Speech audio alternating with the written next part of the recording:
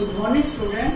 As we already discussed death of a partner in previous videos, today I am taking a whole question and all these steps which we have already discussed is taken one by one to recall the knowledge. First is when a partner dies, the partnership comes to an end. That is called reconstitution of the partnership firm.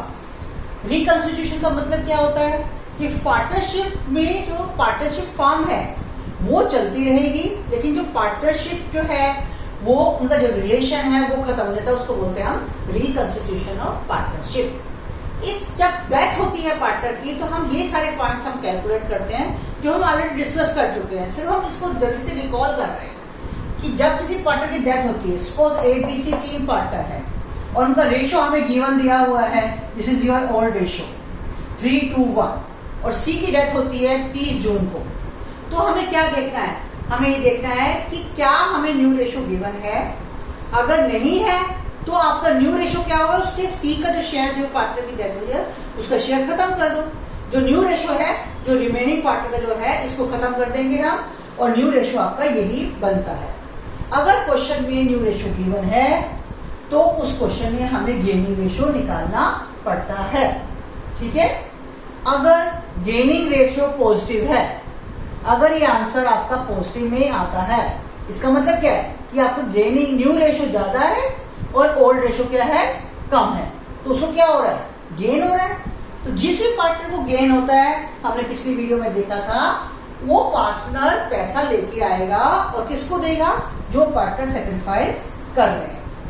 जो भी partner sacrifice करते हैं उसमें पहले तो वही partner होता है जिसकी डेथ हुई है, क्योंकि वो पार्टनर अब फॉर्म में नहीं है। जो भी उसका लीगल हायर है या एग्जीक्यूटर है जो उसके बिहाफ पर पैसा इकट्ठा कर रहा है, उसको हमें कुछ ना कुछ पैसे देने हैं, इसलिए at the time of death हमें ये सब चीजें कैलकुलेट करनी होती है।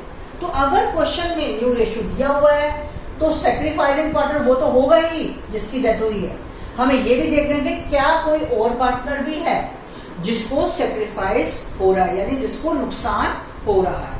तो जो भी पार्टनर सेक्रीफाइस होता है उसका कैपिटल अकाउंट हम क्रेडिट करते हैं और gaining partner capital account debit किया जाता है। ये हमने ऑलरेडी, हमें रिटायरमेंट में भी सेम ऐसे होता है और डेथ में भी सेम ऐसे ही होता है। अब है second point, adjustment of goodwill. अब एडजस्टमेंट ऑफ गुडविल, सपोज यही क्वेश्चन है कि ABC तीन पार्टनर हैं, हमें क्वेश्चन में दिया हुआ है कि फर्म की गुडविल है 1,20,000। अगर क्वेश्चन में 1,20,000 दिया हुआ है, अब C का शेयर कितना है, इधर से निकालेंगे तो हम 1/6 आया।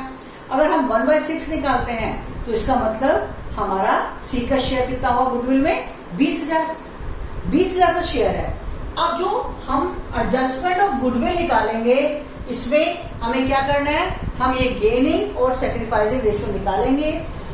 जो पार्टनर्स की डेथ हुई है वो तो सेक्रीफाइस करेगा, यानी C को तो हमने क्रेडिट करना ही करना है, लेकिन क्वेश्चन के हिसाब से हमें देखना है कि क्या A और B भी सेक्रीफाइस कर रहे हैं या नहीं कर रहे। अगर कर रहे हैं तो उनका कैपिटल अकाउंट क्रेडिट हो जाएगा, नहीं कर रहे तो A और B के कैपिटल अकाउंट को क्या किया जाएगा, डेबिट कर रहे हैं, क्योंकि वो गेन कर रहे हैं।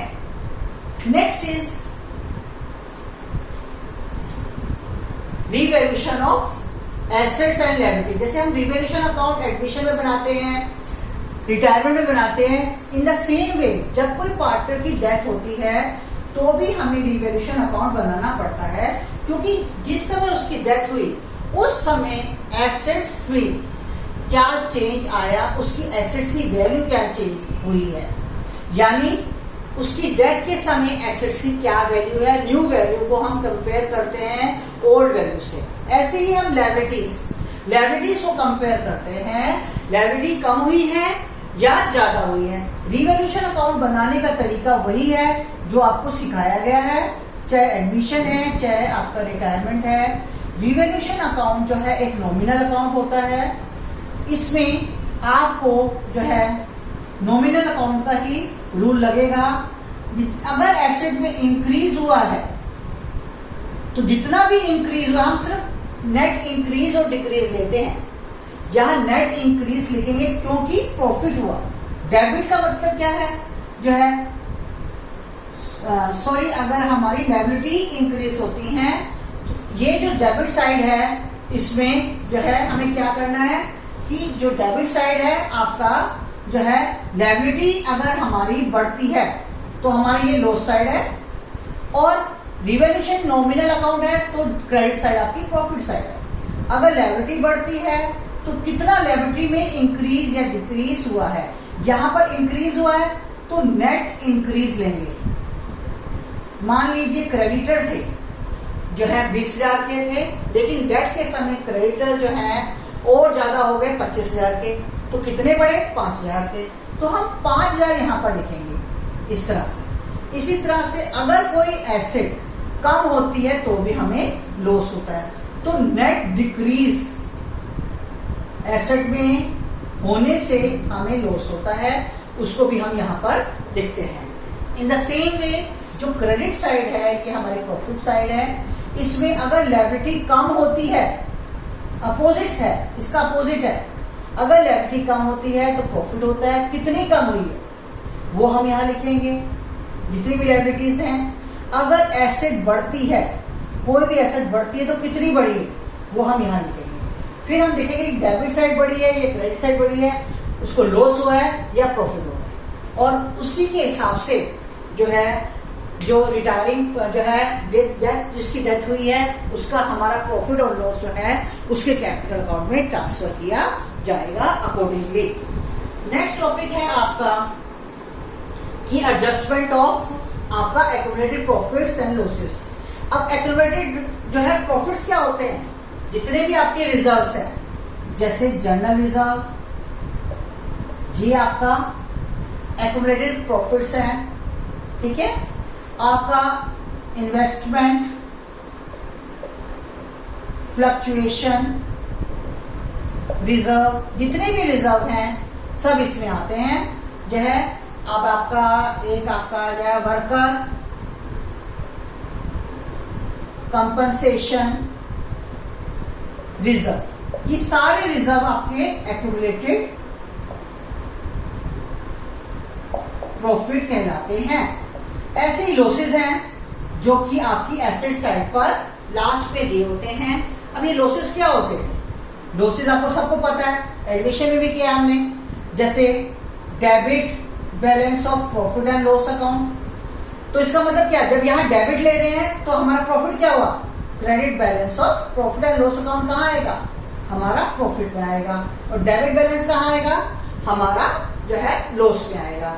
इसी तरह से आपका जो है आपकी जो है एडवर्टाइजमेंट एक्सपेंस है,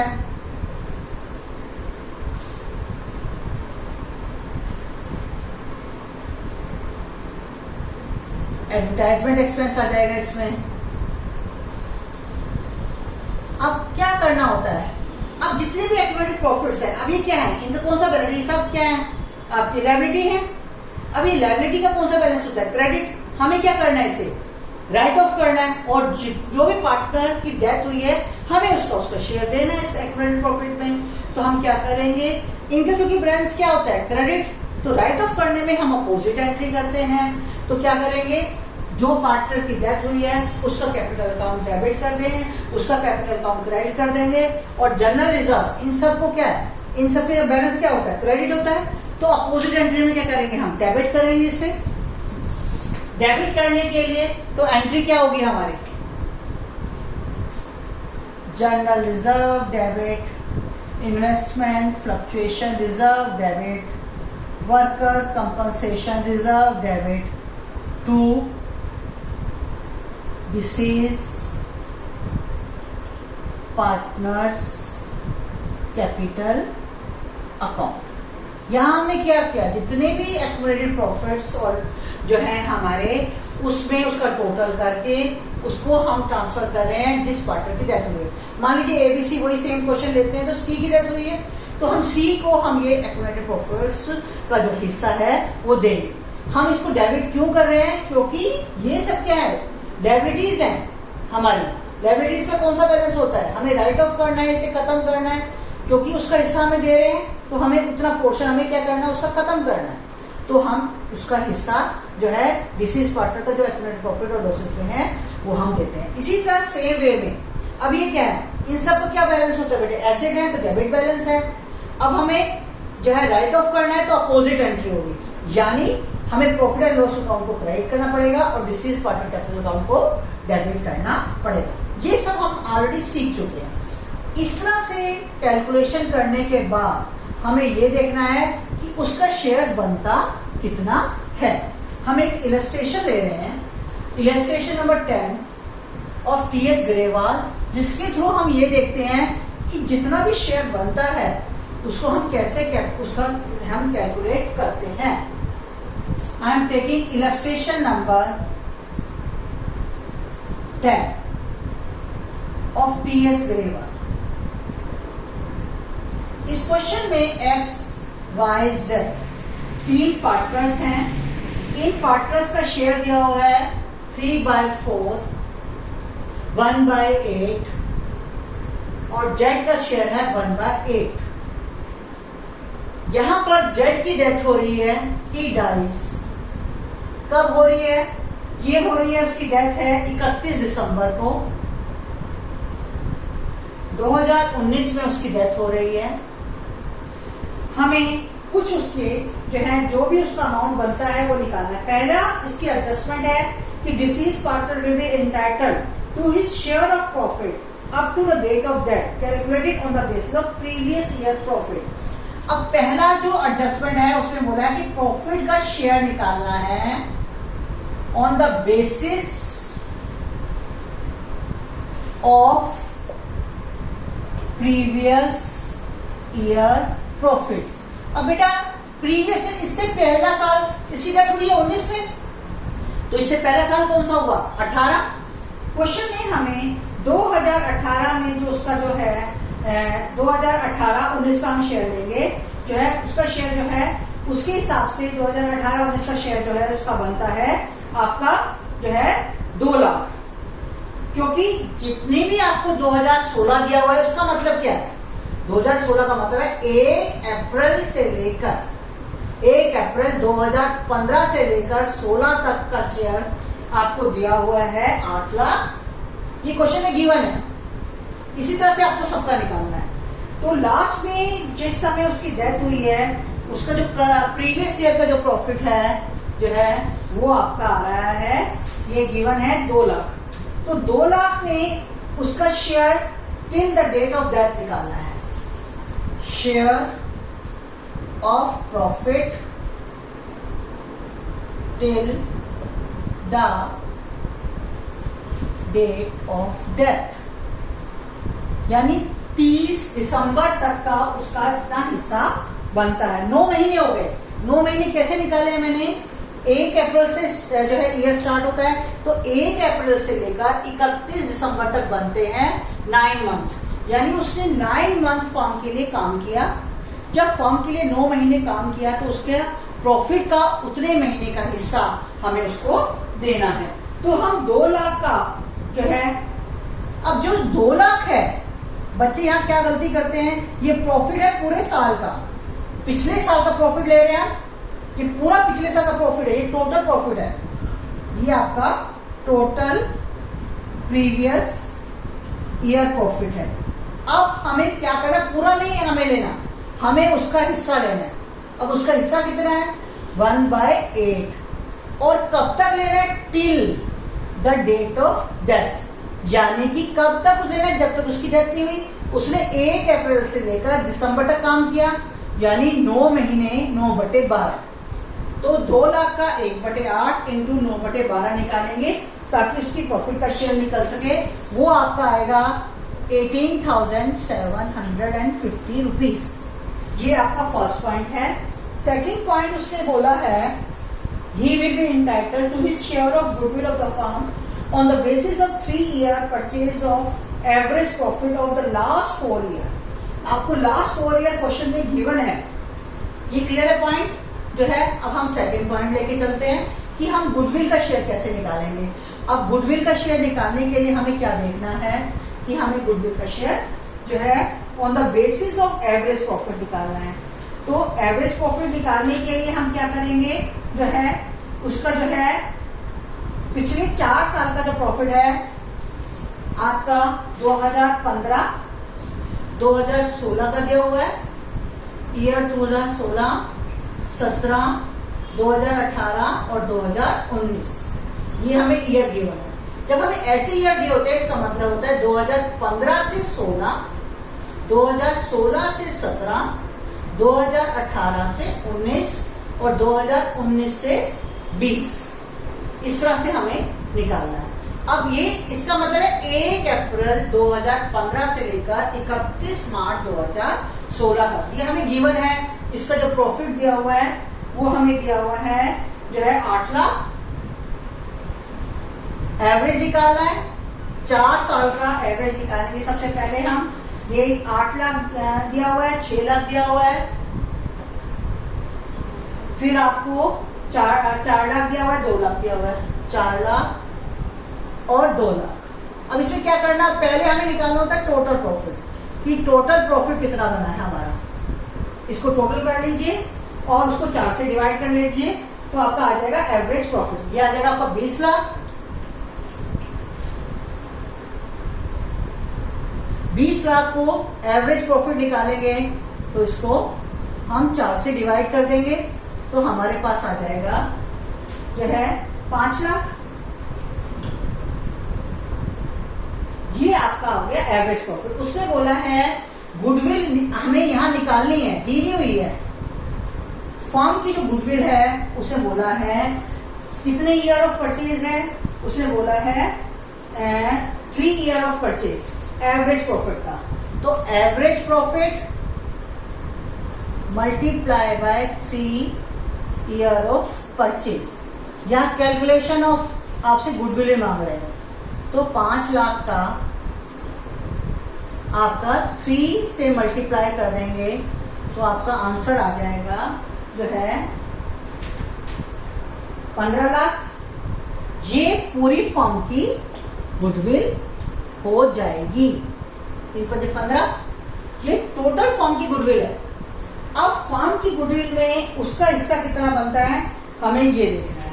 अब उसका हिस्सा जो बनता है जो है उसका हिस्सा है 1/8, तो सीज शेयर इन गुडविल। हमेशा ध्यान रखना फर्म की गुडविल पूरे XYZ की है, ठीक है।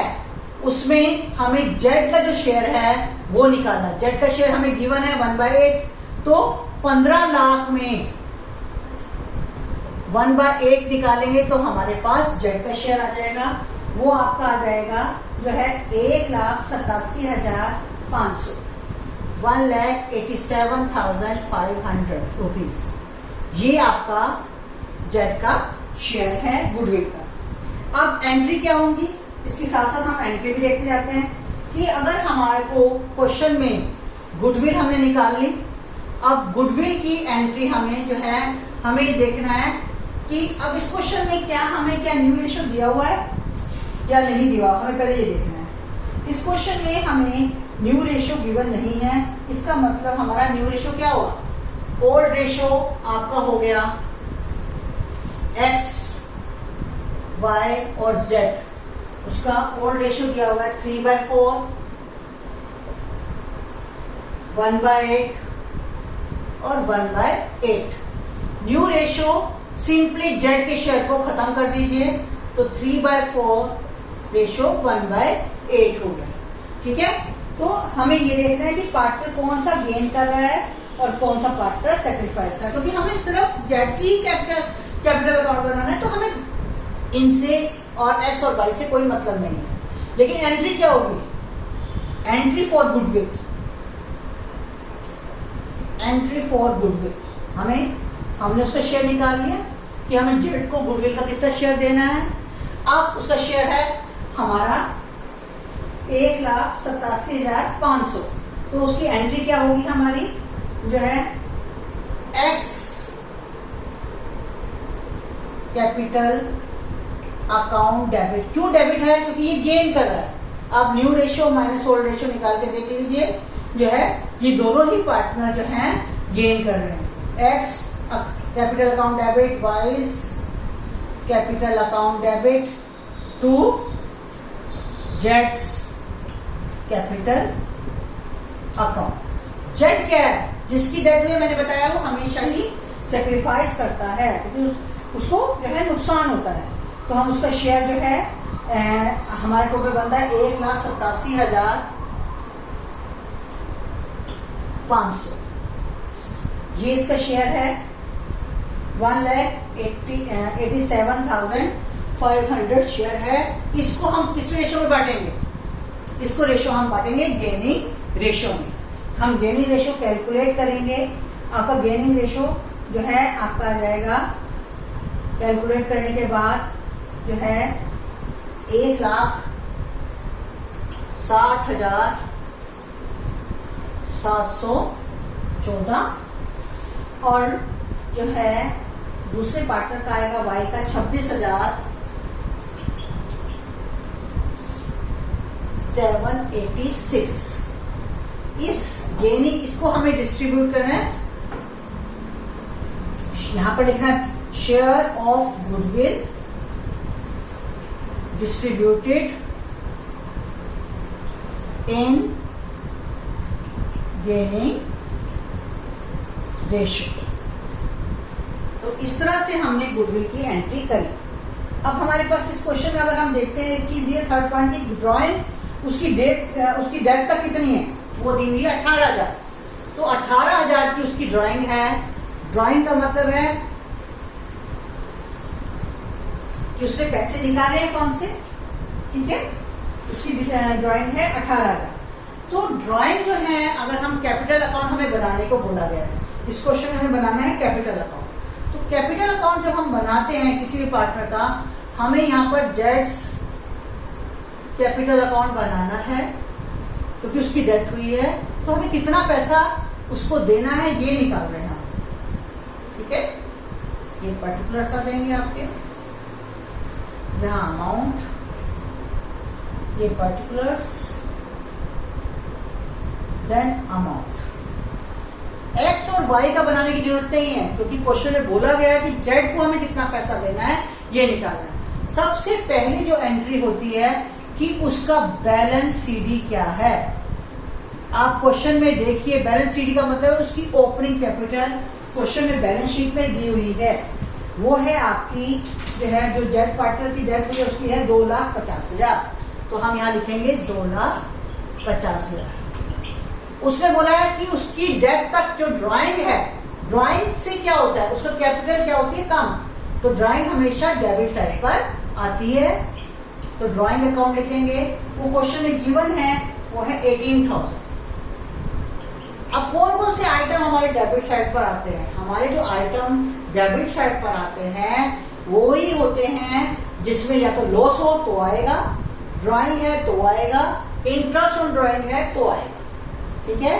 और लास्ट में हम निकालते हैं कि उसका जो है बैलेंस हमारा उसको कितना बनता है।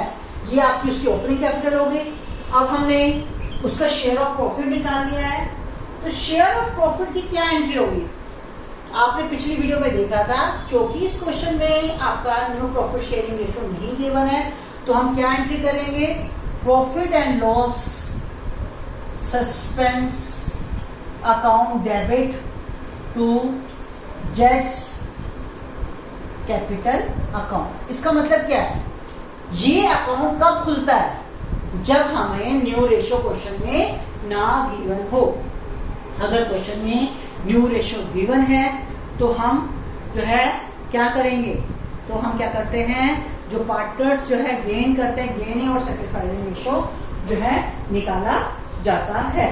तो इस क्वेश्चन में क्योंकि न्यू रेशियो नहीं गिवन है तो हम सिर्फ profit and loss suspense account debit to जेड्स कैपिटल अकाउंट, ये किसकी एंट्री है कि उसका share of profit up to the date of death कितना बन रहा है।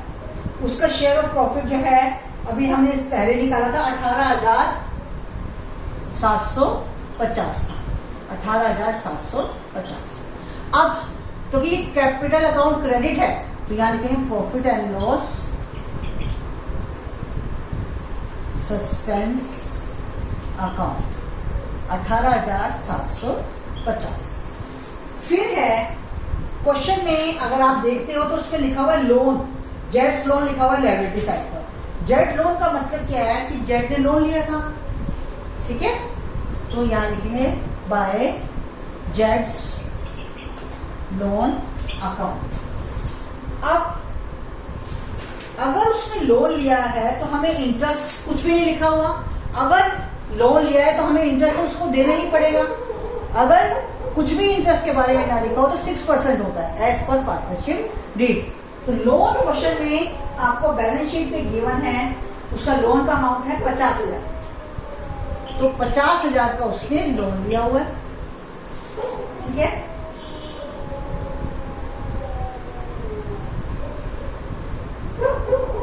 फिर interest on loan by Z account वो बनता है 6% के हिसाब से, bye interest on Jades loan. तो जेड का लोन बनता है हमारा 2250, ये 6% के हिसाब से, क्योंकि कुछ नहीं लिखा तो हमें हमेशा 6% ही देना है, ठीक है। Profit and loss suspense account हो गया, बढ़ेगी गुडविल की एंट्री।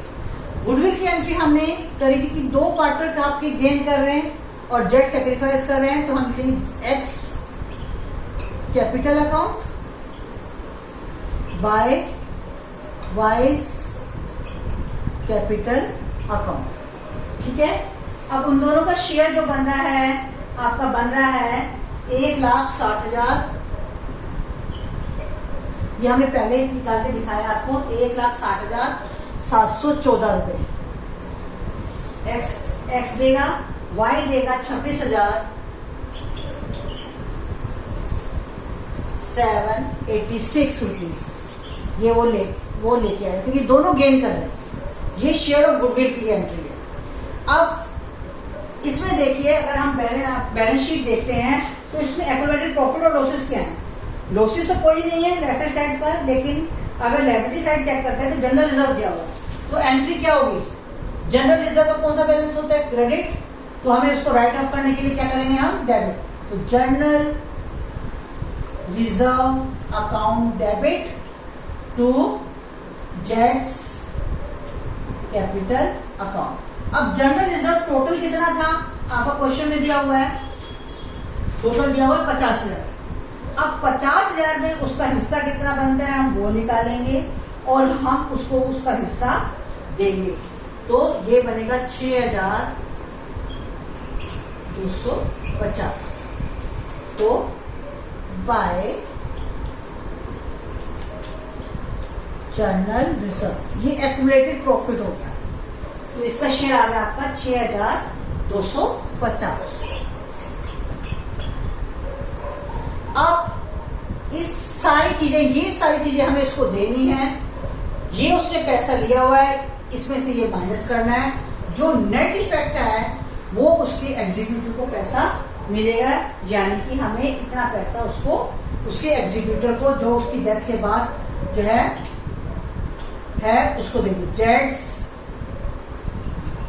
एग्जीक्यूटर अकाउंट, ये बैलेंसिंग फिगर होती है।